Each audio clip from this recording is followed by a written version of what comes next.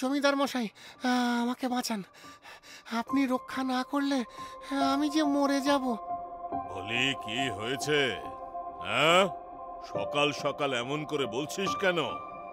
জমিদার মশাই, আমার ছোট মেয়েটার খুব জ্বর।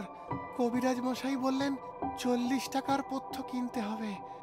আমি গরিব মানুষ, অত টাকা কোথায় পাবো? আপনি আমাকে দয়া করে ওই 40 টাকাটা ধার দিন। ও, এই কথা। তা সেই ধার আমি তোকে দিতেই পারি, কিন্তু মাসে মাসে তার সুদ দিতে হবে। আর কিছু বন্ধক না রাখলে আমি কিন্তু বাপু কাউকে ধার ফার দিই না। সামনের অগ্রহায়ণ মাসে নতুন ধান গোলায় উঠলে সেটা বেচে আপনার এই ধার শোধ করে দেব। সে না হয় তখন শোধ করবি, কিন্তু এখন বন্ধক দেওয়ার মতো কিছু এনেছিস কি? হ্যাঁ নায়েব মশাই, এনেছি। এই একজোড়া সোনার কানের দুল এনেছি। এই যে। এ তো ভারী পলকা কানের দুল রে। এর বদলে 40 টাকা দেওয়া যায় না। না, তুই বাড়ি নিয়ে যা। এমন করবেন না নায়েব মশাই, টাকা না পেলে আমি আমার মেয়েটাকে বাঁচাতে পারবো না। ঠিক আছে, ঠিক আছে নায়েব, ওকে 40 টাকা দিয়ে দাও। কিন্তু কর্তামশাই। আরে বাদ দাও সব। মেয়ের অসুখ, আমি না হয় আমার ক্ষতি করেই ওকে এই টাকাটা ধার দিলাম। নে, এই কাগজে একটা টিপ সই দে। এই নে, এবার যা এখান থেকে। আপনার অশেষ কৃপা জমিদার মশাই, অশেষ কৃপা।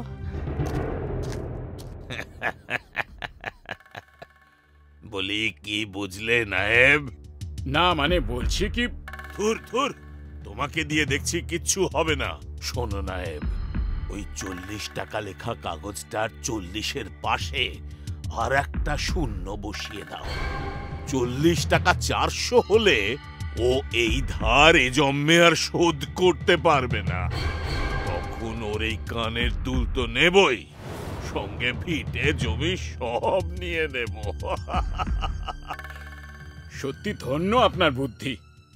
এইভাবে জমিদার নারায়ণ দেব তার গরিব গ্রামবাসীদের অসহায়তার সুযোগ নিয়ে তাদের টাকা ধার দিত, আর তার পরিবর্তে তাদের সর্বশান্ত করে ছাড়ত। গরিব গ্রামবাসীরা সেসব বুঝলেও পরিস্থিতির কাছে তারা নিরুপায় ছিল। গত বছর নকুল যে 50 টাকা ধার নিয়েছিল, তা কি শোধ করেছে নায়েব? না কর্তামশাই, এখনো শোধ করেনি। তাহলে ওর বাড়ি যাও, দেখো গিয়ে ওদিকে কি অবস্থা। আগে আমি এক্ষুনি যাচ্ছি। আর শোনো, ধার যাতে শোধ না করতে পারে সেই ব্যবস্থাও পাকাপাকি ভাবে করে আসবে। বলছি বেটা নকুল, ঘরের মধ্যে মুখ লুকিয়ে বসে না থেকে এবার একটু বাইরে বেরিয়ে আয় দেখি। আগে নায়েব মশাই, আপনি কষ্ট করে আসতে গেলেন কেন? আমাকে ডেকে পাঠালেই তো হতো। কষ্ট করে আসতে গেলেন কেন? তা জমিদারের টাকায় ফুর্তি করে বেড়ালে আমাকে তো আসতেই হবে বাছাধন। আমি বড় সমস্যায় পড়ে টাকাটা ধার নিয়েছিলাম, আপনি আমাকে এইভাবে বলবেন না। বলি, ধার যে নিয়েছিলে সে কথা মনে আছে তাহলে? সুদ দেওয়ার কথা, শোধ করার কথা তো বেমালুম ভুলে গিয়েছো কিনা? এবার নায়েব মশাই, আমি সব ধার শোধ করে দেব। এবছর আমার খুব ভালো ফসল হয়েছে, কালই ফসল কেটে ঘরে তুলব, তারপর বিক্রি করে সব ধার শোধ করে দেব। তা ভালো কথা, তবে এই কথার যেন নড়চড় না হয়। আজ তাহলে চলি।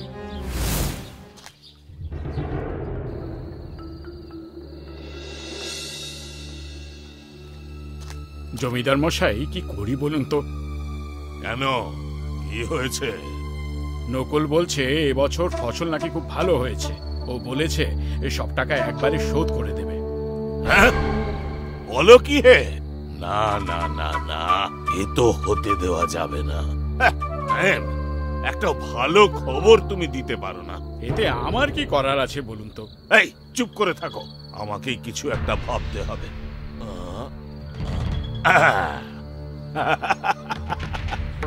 নায়েব শোনো, একটা কাজ করো। আজ্ঞা করুন জমিদার মশাই। শোনো, আমার কয়েকজন লেঠেল দিয়ে নকুলের সমস্ত ফসল আজ রাতেই চুরি করে নিয়ে এসো। তারপর দেখি নকুল বাবাজি ওই ফসল বেচে আমার ধার কি করে শোধ করে। ধন্য আপনার বুদ্ধি হুজুর, ধন্য আপনার বুদ্ধি। জমিদারের নির্দেশ মতো সেই রাতে নায়েবের তদারকিতে তার লেঠেলরা নকুলের জমির সমস্ত ফসল কেটে চুরি করে নিয়ে নিল।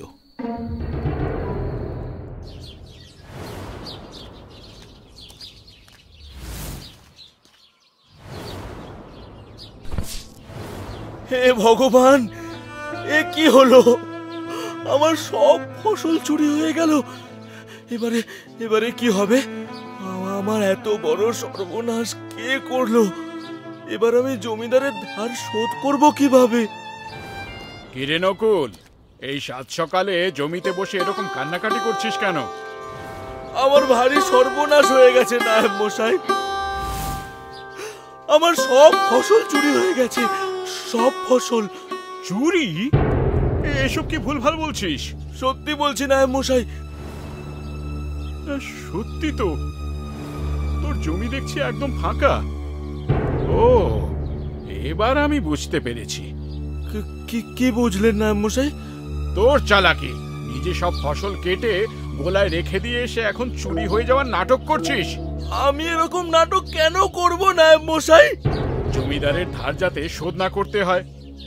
শোন, তোর ওই নাটকে আমার মন গলবে না। এখনই সব টাকা ফেরত দে, না হলে তোর জমি দখল করে নেব। আমি মিথ্যে বলছি না। আমাকে আর কটা দিন একটু সময় দিন নায়েব মশাই। না না, কোনো সময় দিতে পারবো না। এখন সব টাকা দিতে পারলে দিয়ে দে, না হলে এই জমি এখন থেকে জমিদার মশাইয়ের। দয়া করুন, আমার উপর একটু দয়া করুন। ঠিক আছে, টাকা যখন দিতে পারবি না তখন এই কাগজে একটা টিপ সই দে। না না না না না, এরকম করবেন না, এরকম করবেন না।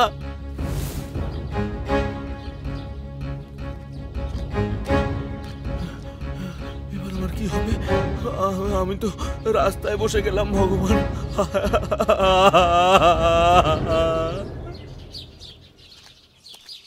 আরে নকুল দাদা, তুমি এমন দুঃখী মুখ করে কোথায় যাচ্ছ? কি হয়েছে তোমার? আমি যে একেবারে নিঃস্ব হয়ে গেছি রে গোপাল। কি হয়েছে ঠিক করে বলো না।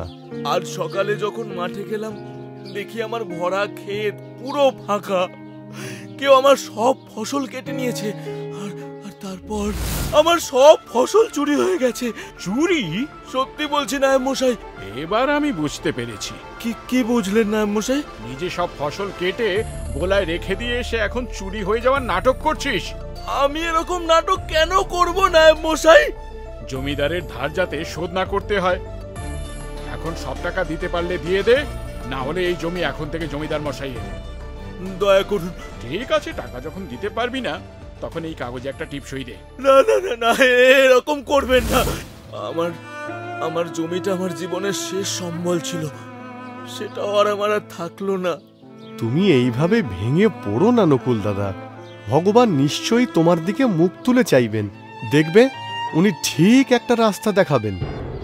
তবে আমার একটা কথা মনে হচ্ছে। কি কথা রে? আমি নিশ্চিত ওই শয়তান জমিদারই তোমার ফসল চুরি করিয়েছে। কি ভুলভাল বলছিস? উনি এ কাজ করতে যাবেন কেন?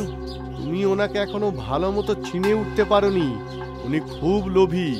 কারো জমির দিকে যদি একবার নজর পড়ে, তাহলে সেই জমি নিজের করে তবেই ছাড়ে। কি বলছিস এসব? আমি তো আর কিছুই জানতাম না। আমিও আগে কিছু জানতাম না। সময় আর পরিস্থিতি আমাকে এই সব জানতে বাধ্য করেছে। তার মানে? তাহলে শোনো, গত বছর বোনের বিয়ের জন্য বাবা জমিদার মশাইয়ের কাছে আমাদের জমিটা বন্ধক রেখে কিছু টাকা ধার করে। এখন সেই জমিতেও ওনার চোখ পড়েছে। তুই কি করে বুঝলি? বেশ কিছুদিন হলো জমিদারের পুকুর থেকে আমাদের জমিতে সেচের জন্য জল দিচ্ছে না। এভাবে চলতে থাকলে তো আমাদের সব ফসল নষ্ট হয়ে যাবে। তাই তো আমি এখন জমিদার মশাইয়ের সঙ্গে এই নিয়ে কথা বলতে যাচ্ছি। শিগগির যা তাহলে, আমার সাথে কথা বলে আর সময় নষ্ট করিস না। হ্যাঁ, যাই দেখি কি বলেন, যদি দয়া করেন। চলি গো।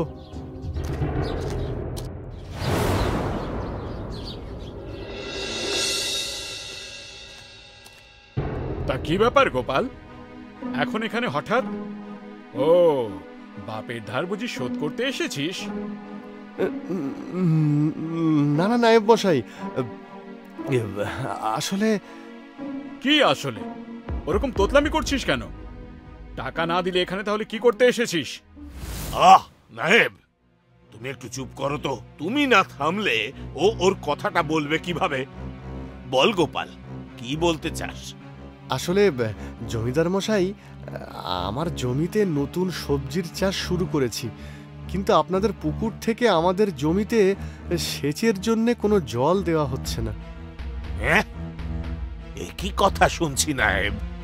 ওর জমিতে জল দেওয়া হয়নি কেন? আগে জমিদার মশাই, পুকুরের জল তো প্রায় শেষ, কি করে জল দেব বলুন তো? তাও তো বটে। না জমিদার মশাই, পুকুরে এখনো অনেক জল আছে। শোন গোপাল, শুধু নিজের কথা ভাবলেই চলবে? হ্যাঁ, ওই পুকুরে কত মাছ আছে, তাদের কথাও তো একটু ভাবতে হবে নাকি? কিন্তু হুজুর। কোনো কিন্তু নয়। আচ্ছা শোন, পরের বার সবার আগে তোকে জল দেওয়া হবে, শুনেছ নায়েব? যথাজ্ঞা জমিদার মশাই। কিন্তু জমিদার মশাই, এখন জল না পেলে আমার সমস্ত ফসল নষ্ট হয়ে যাবে। কিরে, শুনতে পেলি না জমিদার মশাই কি বললেন? পরের বার জল পাবি, এখন এখান থেকে যা। কি নায়েব, কি বুঝলে? হ্যাঁ, পরের বার জমিতে জল যাবে ঠিকই, কিন্তু ও জমি আর তখন গোপালের থাকবে না।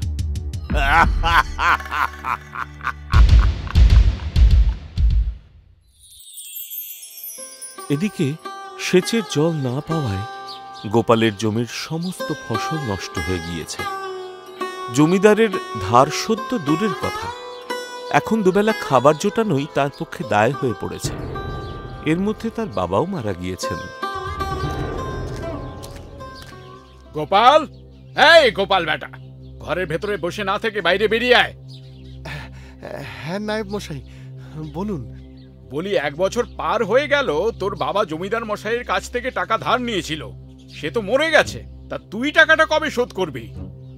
শোধ তো এবছরেই করে দিতাম, কিন্তু আপনারাই তো সেচের জন্য এবছর আমার জমিতে 1 ফোঁটা জল দিলেন না। সমস্ত ফসল জলের অভাবে নষ্ট হয়ে গেছে। যত বড় মুখ নয় তত বড় কথা, তোর তো সাহস কম নয়। একে টাকা শোধ করছিস না, তার উপর আবার আমাদের দোষারোপ করছিস। না না নায়েব মশাই, আপনি ভুল বুঝছেন। আমি কোনো দোষ দিইনি আপনাদের। আমাকে দয়া করে আর কটা দিন সময় দিন, এরপর নতুন ফসল হলেই আমি সব টাকা শোধ করে দেব। হ্যাঁ, জমিদার মশাই তোদের জন্য দানছত্র খুলে রেখেছেন তো, ওসব আর চলবে না। এবারের মতো একটু দয়া করুন নায়েব মশাই, একটু দয়া করুন। তার হয় না। ধার যখন শোধ করতে পারছিস না, তখন তোর বাড়ি আর জমির কাগজে টিপসই করে দে। এরকম হলে আমি যে বউ বাচ্চা নিয়ে পথে এসে দাঁড়াবো। আমি ওসব কিছু জানি না, এইসব নাকি কান্না না কেঁদে এখানে একটা টিপসই করে দে।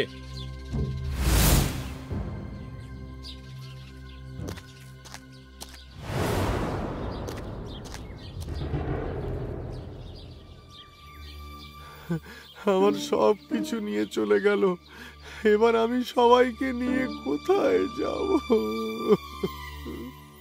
কি হয়েছে গো? নায়েব মশাই কি বলে গেলেন? তুমি কাঁদছো কেন? আমরা একেবারে সর্বশান্ত হয়ে গেলাম। এই বাড়ি, ওই জমি, কিছুই আর আমাদের থাকলো না। এ কি অলক্ষণে কথা বলছো তুমি? আমি তো কিছুই বুঝতে পারছি না। আমাকে সবটা খুলে বলো। ঠিক সময় ধার শোধ করতে পারিনি বলে জমি বাড়ির কাগজে টিপসই করিয়ে নিয়ে গেছেন। এবার আমরা কোথায় যাব? তুমি অত ভেঙে পড়ো না তো, মাথার উপর ভগবান আছেন, দেখবে উনি সব ঠিক করে দেবেন। ভগবান কি করবে ওই শয়তান জমিদারের? ও তো সবার ক্ষতি করে যাচ্ছে। কথায় আছে, ধর্মের কল বাতাসে নড়ে। দেখে নিও, ওই জমিদার একদিন না একদিন ওর কর্মের ফল ঠিক ভোগ করবে। তাই যেন হয়, তোমার মুখের কথা যেন ফলে যায়।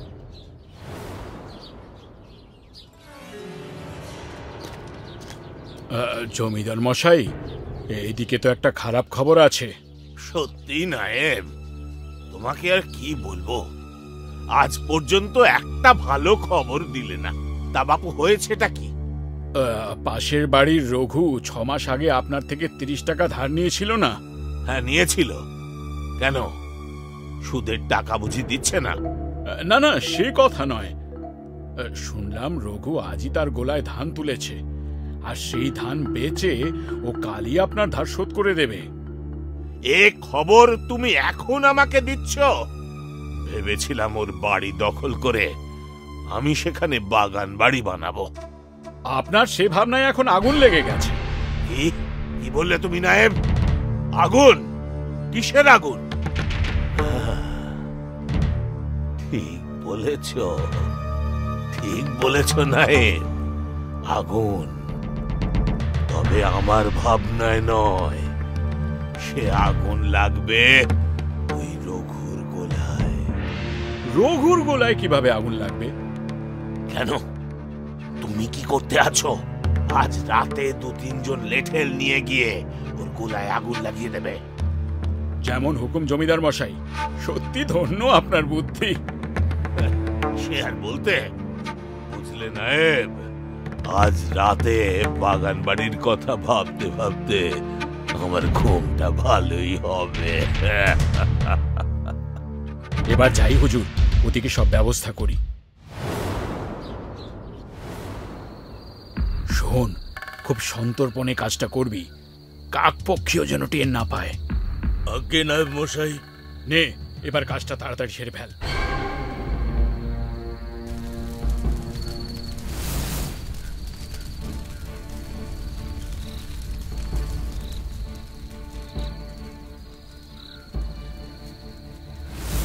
জমিদার মশাই, শিগগির উঠুন, না হলে সর্বনাশ হয়ে যাবে। ও, হয়েছে ভালো, আমার এই সুন্দর ঘুমটা নষ্ট করে দিলি তো। ভালো একটা স্বপ্ন দেখছিলাম। তা কি হয়েছেটা কি? আগুন লেগেছে কর্তা মশাই, আগুন। সে তো আমি জানি, পাশের বাড়ির রঘুর গোলায় আগুন লেগেছে। না কর্তা, এই জমিদার বাড়িতে আগুন লেগেছে।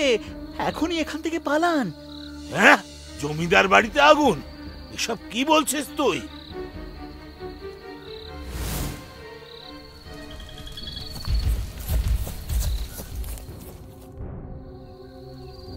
এই শয়তান জমিদারের বাড়ির সবকিছু পুড়ে ছাই হয়ে যাক। ওর সাথে যা হয়েছে খুব ভালো হয়েছে। একদম ঠিক বলেছিস। হ্যাঁ, জমিদার তো কত মানুষকে ঠকিয়ে তার জমি বাড়ি সর্বস্ব নিয়ে তাকে পথে বসিয়েছে। এ পাপের শাস্তি তাকে একদিন না একদিন পেতে হতোই। এই তোমরা এইসব কি বলছো? আমাদের এই আগুন এখনই নেভাতে হবে, না হলে সব পুড়ে ছাই হয়ে যাবে। ঠিক বলেছিস রে ভাই গোপাল, সবাই মিলে জল নিয়ে এসে এ আগুন নেভাই। না না না, এ আগুন তোমরা নেভাতে যেও না, নেভাতে যেও না। আমার সবকিছু পুড়ে যেতে দাও, পুড়ে যেতে দাও।